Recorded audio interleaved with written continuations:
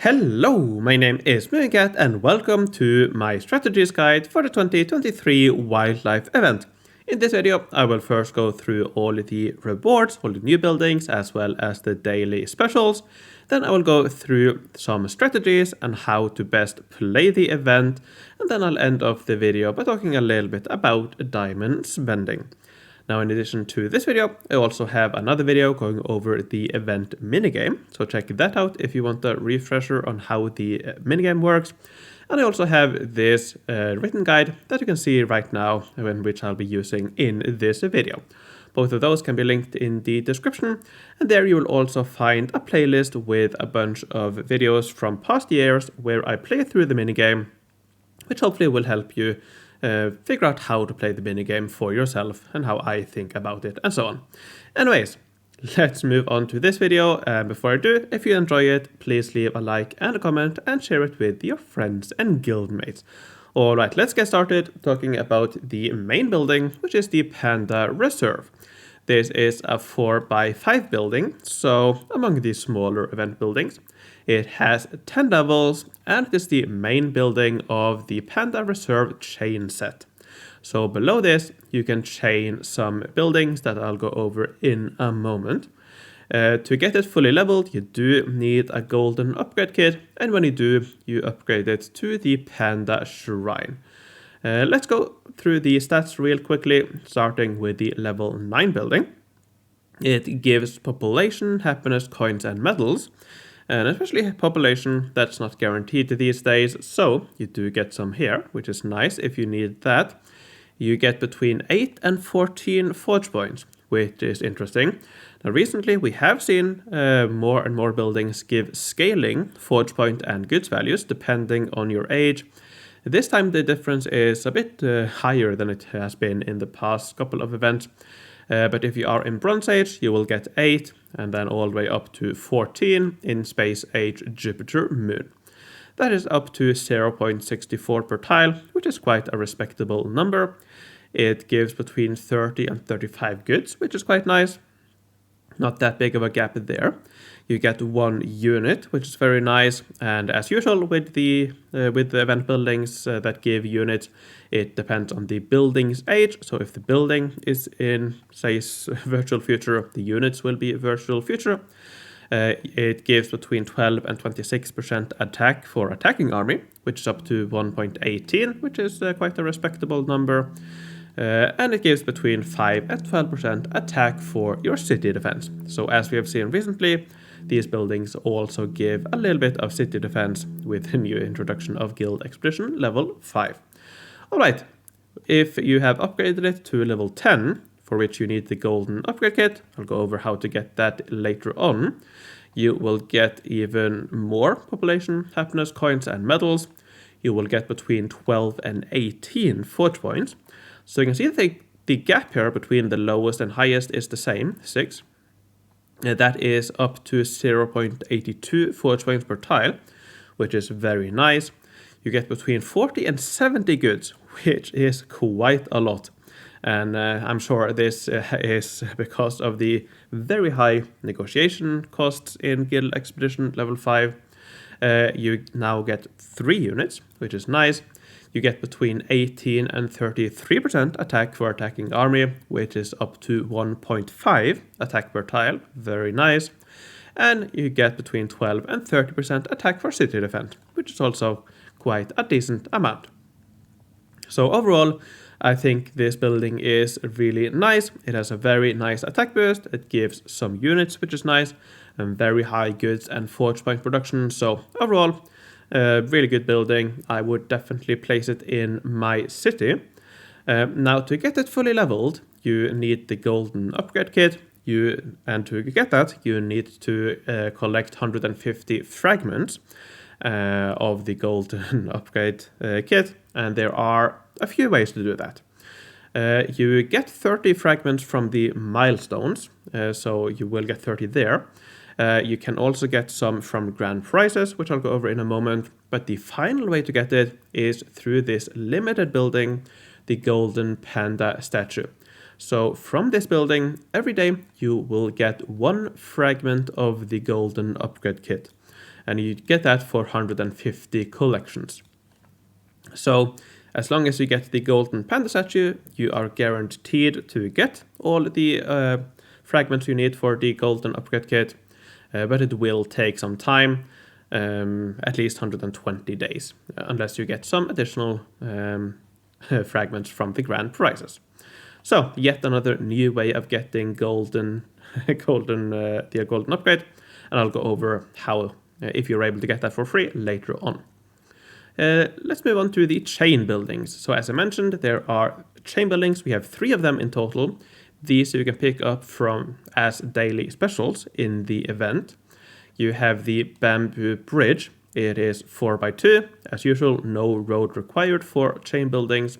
It gives happiness and between 6 and 15% attack for city defense, which is quite a nice amount, I think, for city defense.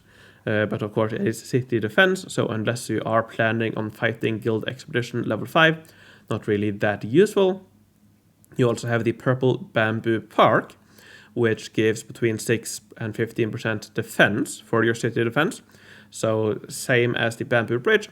Quite nice if you plan on fighting Guild Expedition level 5, otherwise not really that useful. But then we have the Lotus Flower Lake, which I believe will be the most popular one.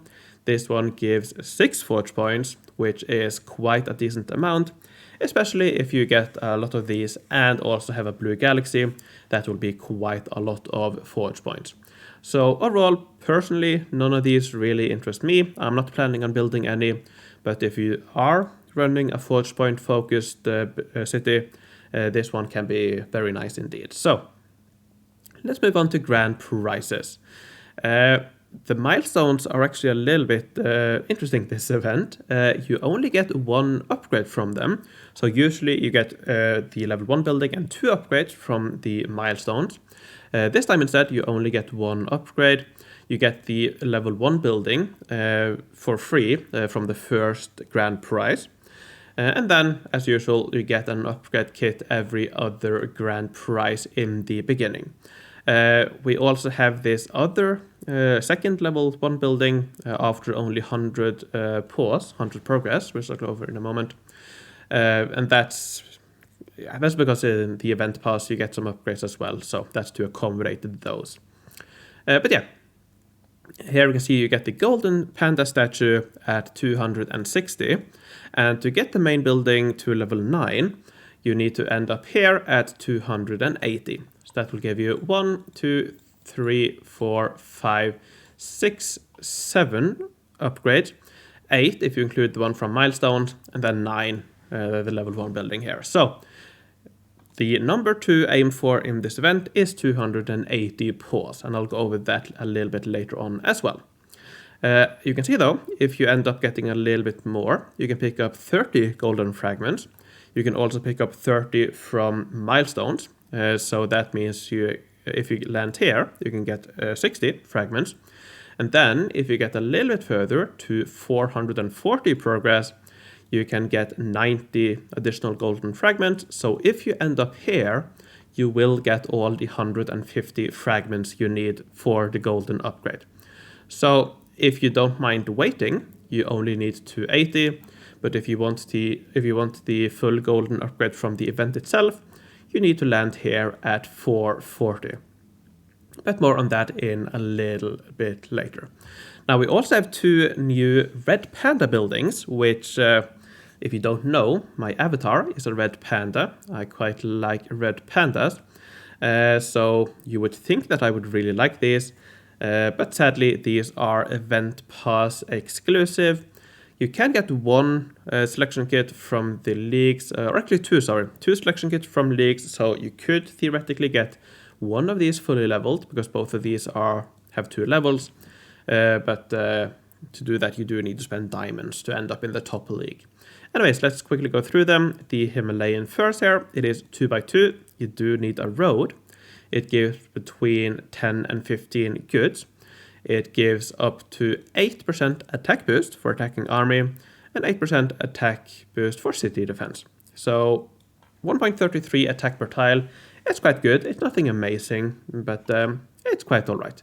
Then you get one finished goods kit fragment, and that's not correct. I believe that should be 15. 15 or 30.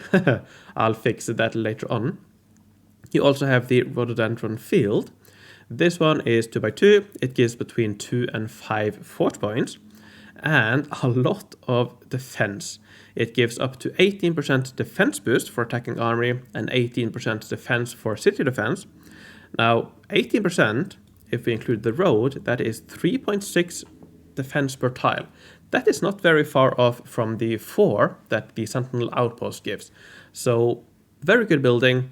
Out of these two, I definitely think this is the better one, with the forge points as well. But again, you do either need to get the event pass or land in the top league to get one of these fully leveled. Alright, let's talk a little bit about daily specials, because there are quite a few good ones here. I think most people will probably aim for the Mountain Reserve, which is really good. I'm probably going to go for it myself, at least in my most advanced city. And the Mountain Reserve you can get two different ways. You can get it from the Mountain Reserve selection kit, but you can also get it for the Epic selection kit, which should be at the end of the event.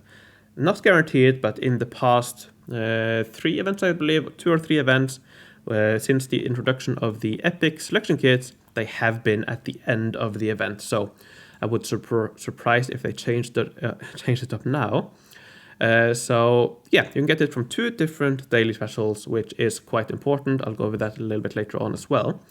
You can get the Sentinel Outpost. You get the level 1 and upgrade separately as 2 different daily specials. You also have the Winner's Plaza, which if you're just looking for pure attack, in the latest ages it is better than the Mountain Reserve. Of course, you don't get any of the other bonuses of the Mountain Reserve. You also have the Vineyard Estate selection kit, so that's the Terracotta Vineyard plus the fields. The fields can be quite nice in lower ages. You will get quite a lot quickly, so that's an option to consider in lower ages, because both the Mountain Reserve and Winner's Plaza scale with age, so in lower ages they're not that good. You have the Night Pavilion, if you want some units, can be quite nice there.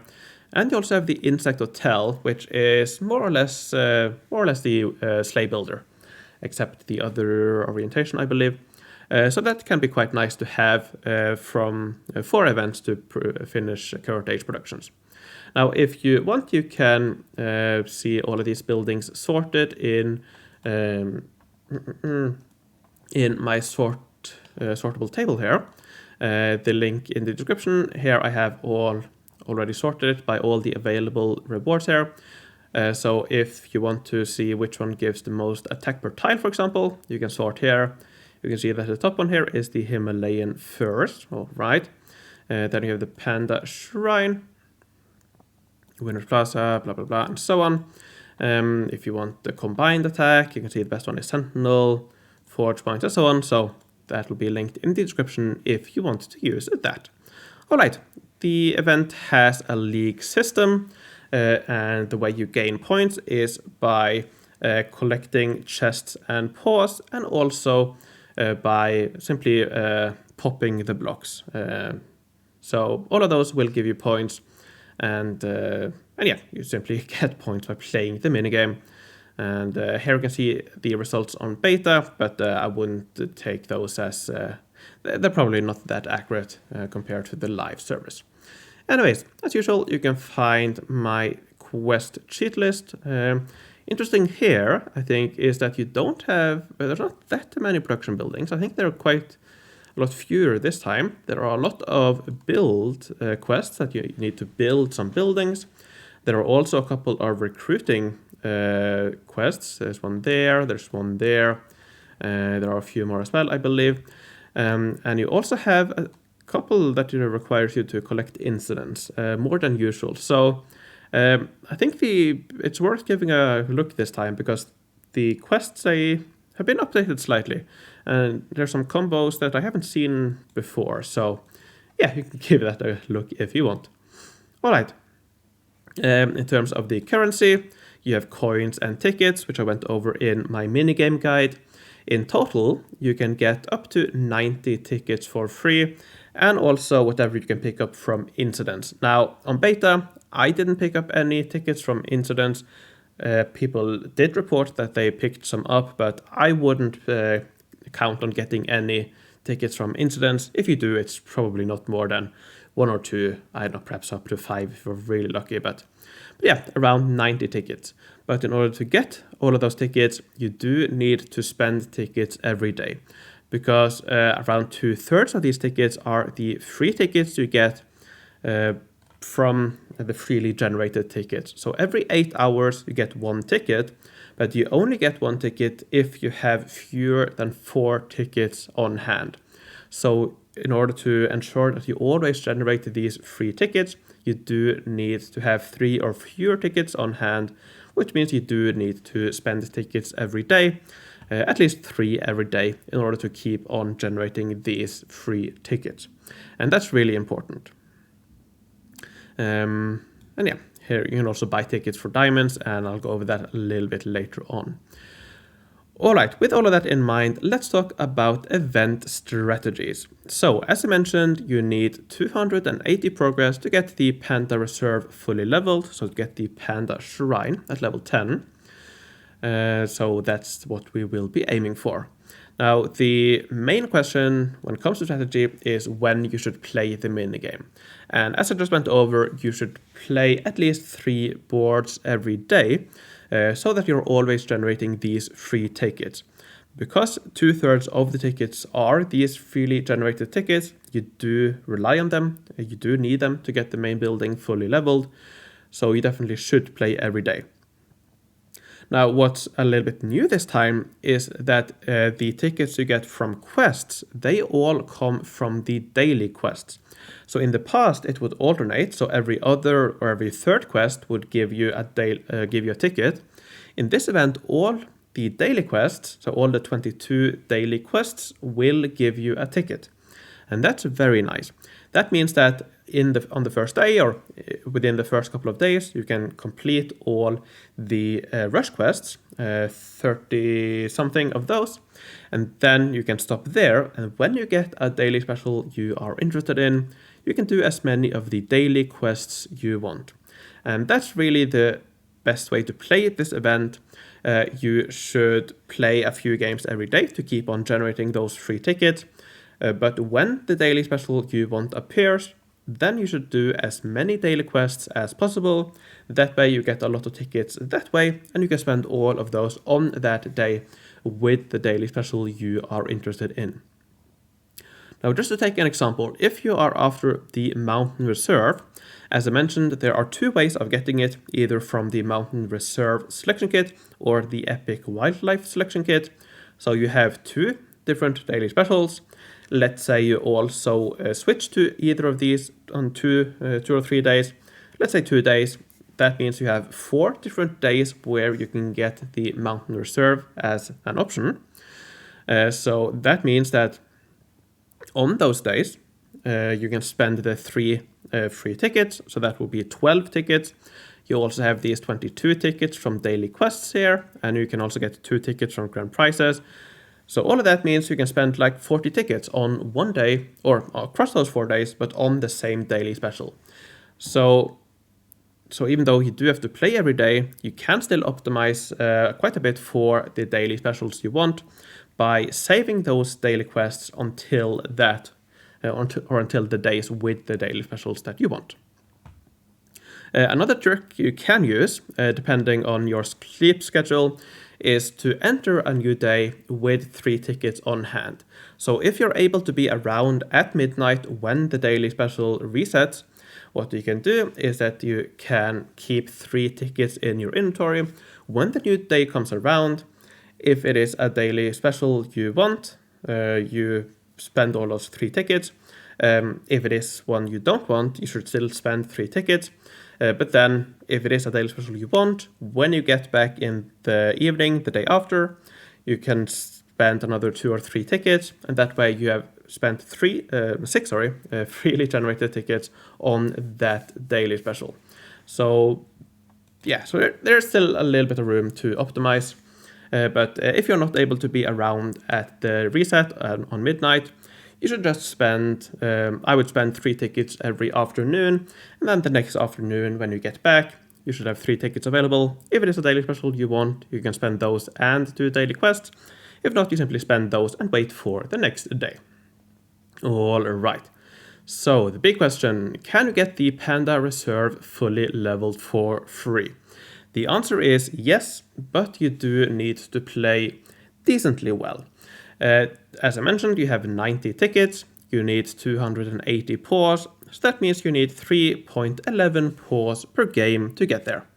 That is definitely possible. This time on beta, I was able to get 4.73 paws per game, which was definitely my best.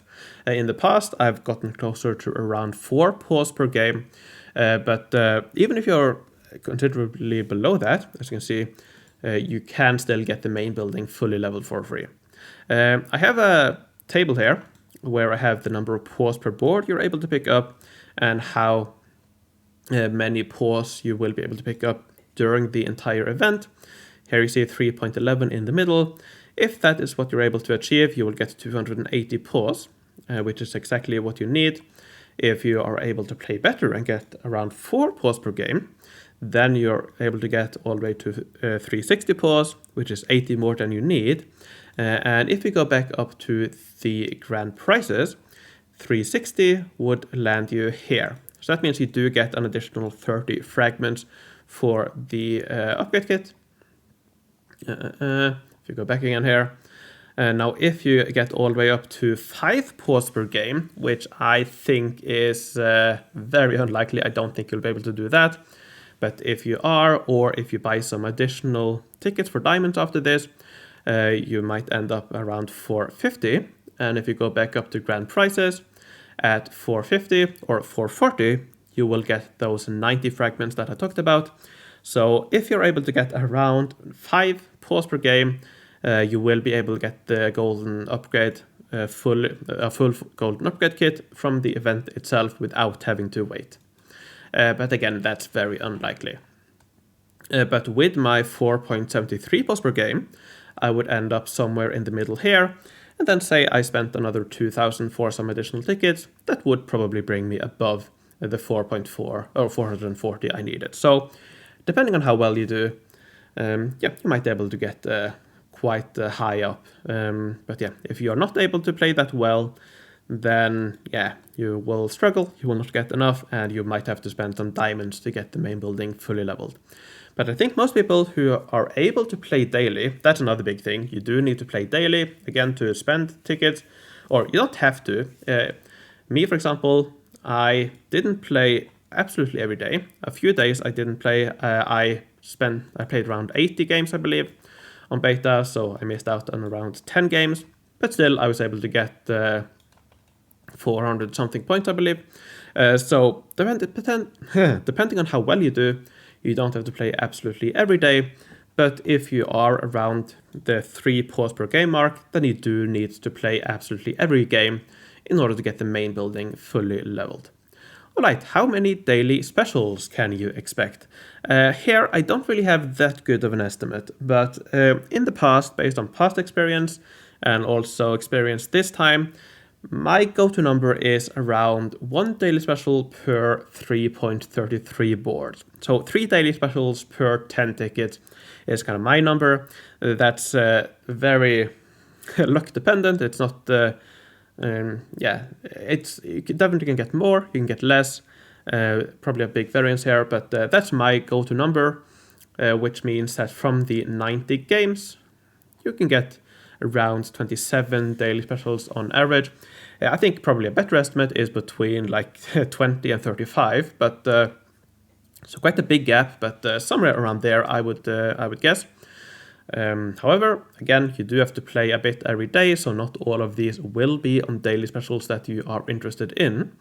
But I do think you have a realistic chance of getting to spend around half of those tickets on the Mountain Reserve, for example, if that is what you are going for, which means that I do believe it is possible to get enough kits for 2 full Mountain Reserve kits, or at least close to that. if you focus heavily on that. But yeah, that's my estimate. It's not a very, scientific one. There are a lot of factors at play here, so that's just based on my experience. Your mileage will definitely vary, but yeah, that's my estimate. All right, let's round it off with a little bit on diamond spending. So pretty much all, or my recommendation is that you should spend pretty much all your diamonds on tickets.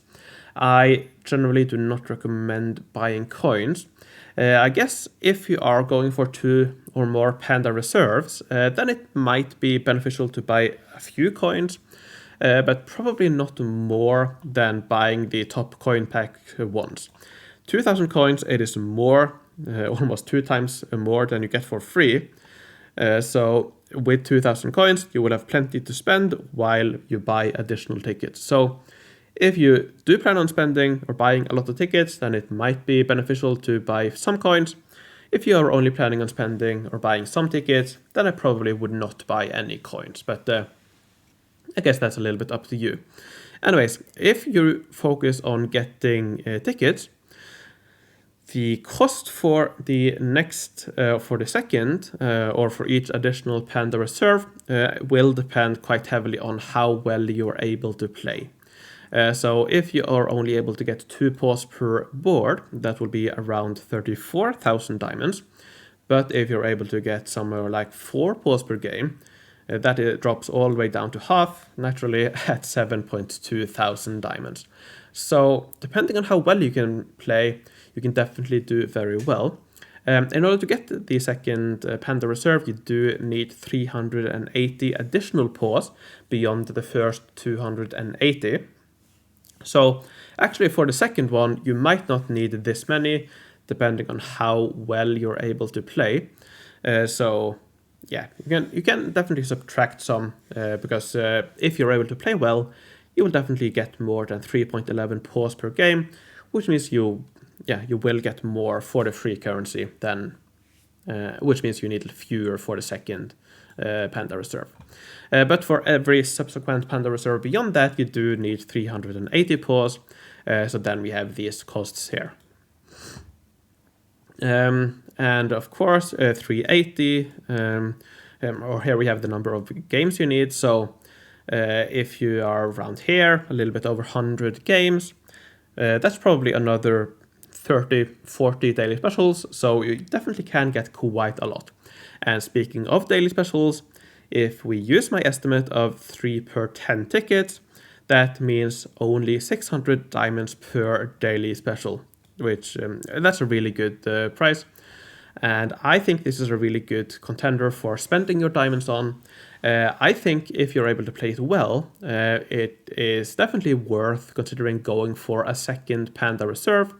I think you probably will only need probably below 10,000, perhaps even less, and you should be able to get a lot of, for example, the Mountain Reserve, if that is what you're going for. So yeah, if you do have some diamonds to spend and you want to spend them on an event, I definitely do think this is a good option. All right. And I think that's more or less what I want to cover in this video. I hope you found it interesting. As I mentioned in the beginning, I do have another video on event minigame, a guide for that. I also have this written guide, which I've gone over in this video, which will be linked in the description. And also you can find a playlist of me playing the minigame, practicing the minigame, talking through the minigame and so on. So all of that will be linked in the description. Alright, before I end this video, let me thank my Patreons for their support. I would like to thank Homestar, Loden, Kim Kelly, Rolf the 8th, Dan Simonad, Chanti, Hekate, Dark Matter, Maelia, Merrick B, Hugo Khan von Count, Judith Generous, Susan Weiss, Rocco, Spectrum No Remorse, Merthen Emrys, Claudius the Avenger, Ashborn, Arkler, Nova, Jibber, Ninja Alin, Henrik der Erklärper, Mattia, Adarel, Mike, Obsidian Obsessed, Atomic, Ruth, Karen, Flavius Belisarius, Dennis, Stampe, and Podger. Thanks a lot for your support, thanks for watching, take care, and I will see you in the future.